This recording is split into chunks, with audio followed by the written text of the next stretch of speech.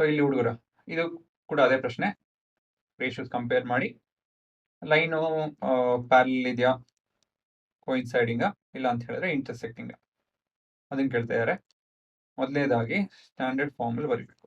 Standard form. So standard ಫಾರ್ಮಲ್ಲಿ ಬರೀಬೇಕು ಅಂತ ಹೇಳಿದ್ರೆ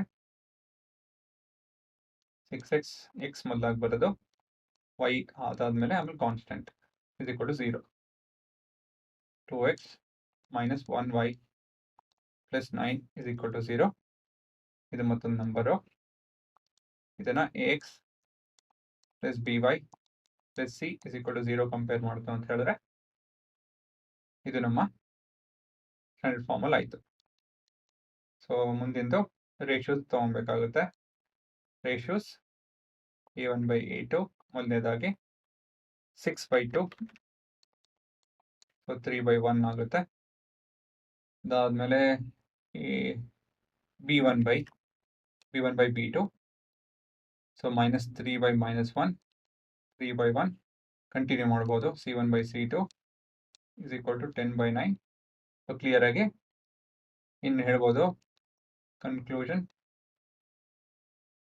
ಏನಂತ ಹೇಳಿದ್ರೆ as a1/a2 is equal to b1/b2 but not equal to c1/c2. ಹಾಗಾಗಿ ಲೈನ್ಸ್ ಆರ್ ಪ್ಯಾರಲಲ್. ಇದನ್ನ ಇವಾಗ ಎಕ್ಸಿಕ್ಯೂಟ್ ಮಾಡಿ ನೋಡ್ತೀನಿ. ಇವಾಗ ಕೋಡ್ ಎಕ್ಸಿಕ್ಯೂಟ್ ಮಾಡೋಣ. 6 - 3 10. 6 - 3 10. 2 - 1 9. 2 - 1 9. The equations, the linear equations have no solution. Correct ಆಗಿದೆ, ಮತ್ತೆ ಲೈನು ಪ್ಯಾರಲಲ್ ಆಗಿದೆ. ಅದೇ ನಮ್ಮ ಉತ್ತರ.